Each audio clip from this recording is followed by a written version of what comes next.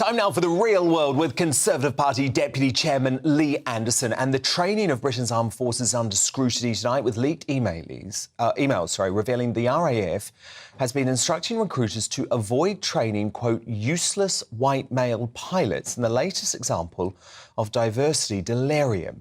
31 white men are now due to receive £5,000 compensation each after the RAF found they had been unfairly disadvantaged by the training policy that sought to boost female and ethnic diversity ratios within the Air Force. With one squadron leader writing in 2021, I noted that the training boards have recently been predominantly white male heavy. I don't really need to see loads of useless white male pilots.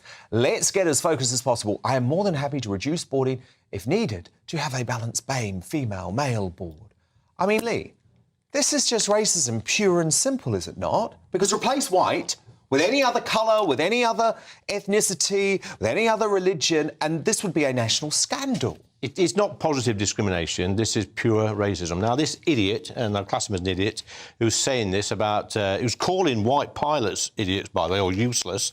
I suspect he's a white man himself making ridiculous decisions. I don't know how these people sleep at night. They probably don't sleep at night, Dan. They probably lay awake at night thinking, how can I be ridiculous the following day? He needs to get out in the real world and get a proper job. It's absolutely disgraceful. Disgraceful. The problem is, Lee, if this is going on in an organisation like the RAF, how many other bodies are having these sorts of conversations behind the scenes when actually, Lee, and surely you all agree with this, you know, white working-class boys are actually some of the most underprivileged folk in this country. Look, Dan, white working-class boys and men throughout the years have been very good at fighting world wars, going over the trenches, dying in their millions. They've been pretty good at going down the pits, making the steel, involved in manufacturing, getting the fish out of the sea. They're pretty useful when it comes to that. But when it comes to this day and age, we see it in our public services, we see it all throughout the civil service, this woker, we see it in the police force, far too busy ticking boxes, diversity boxes. They need to shut up,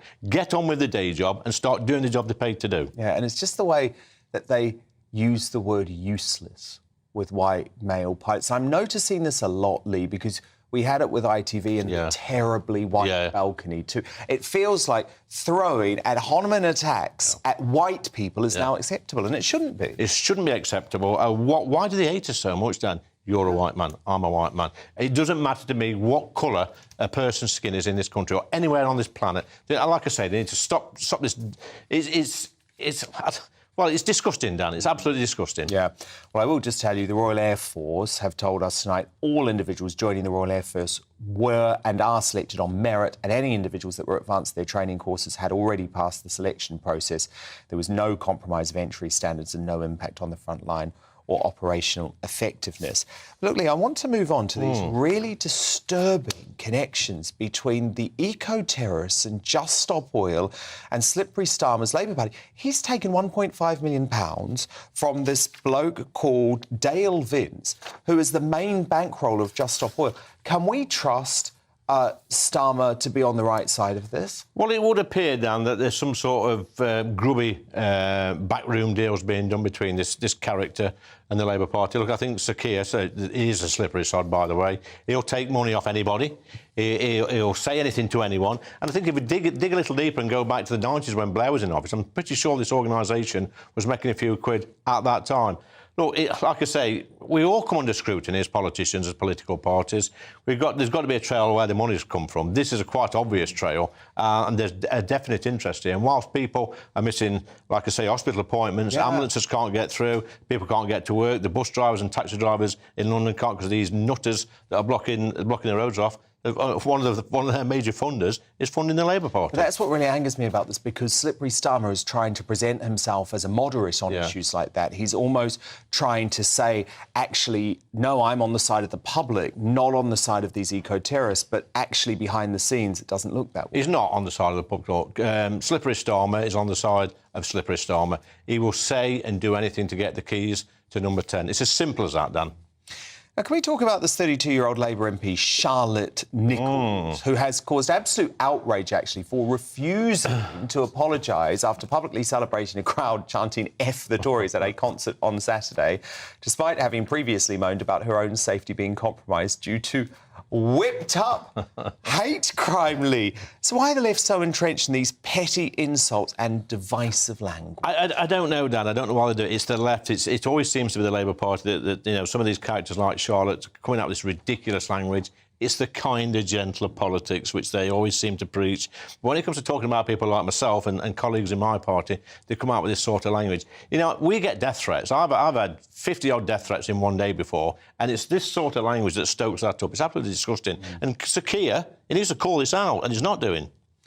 Do we really believe that this Charlotte Nichols hates the Tories, Lee, in her own life? Well, I don't know, Dan. I don't know what you're going to tell me here, but I'm sure she knows plenty of Tories in her own life. Like I say, she'll walk past me and she'll ignore me. She won't speak to me.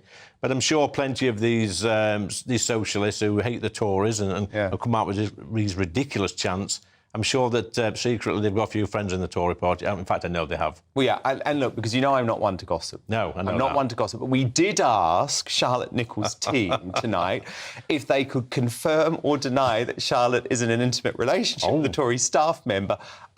They didn't get back to us, but it has been revealed by the Express that she is indeed in a relationship with a Conservative Party aide. Well, I didn't want to say that. I'm not one for gossip like you, Dan, so there you go. Lee, what's this about The Guardian publishing a piece about you which has been picked up and manipulated online? Yeah. So it's, again, the gutter Guardian, as I refer to it. They've had enough of, you know, slating me in their columns on a regular basis. So what they're doing now is, because they've got no more dirt on me, if you like, is they've got this comic script writer who wrote a satirical scene with me as the main character, saying all these ridiculous things about our home nations. And then they started, you know, quoting it as if it was Lee Anderson, the MP, was actually saying these things in real life. Obviously, the Twitterati have got hold of this. They've made some graphics. It makes me look like a nasty Tory MP, when in fact it's all nonsense. And quite frankly, this is a sort of behaviour from the mainstream media that stokes hatred and gets threats sent to me by email. My staff get threats on the phone, and this is all fuelled by papers like The Guardian. Indeed. And I think the biggest crime here is that this bloke, John Crace, is possibly the least funny writer that I've ever come. Never heard of him, Dan. Get him on here with me. That would be great. We'll see if he wants to come on next week.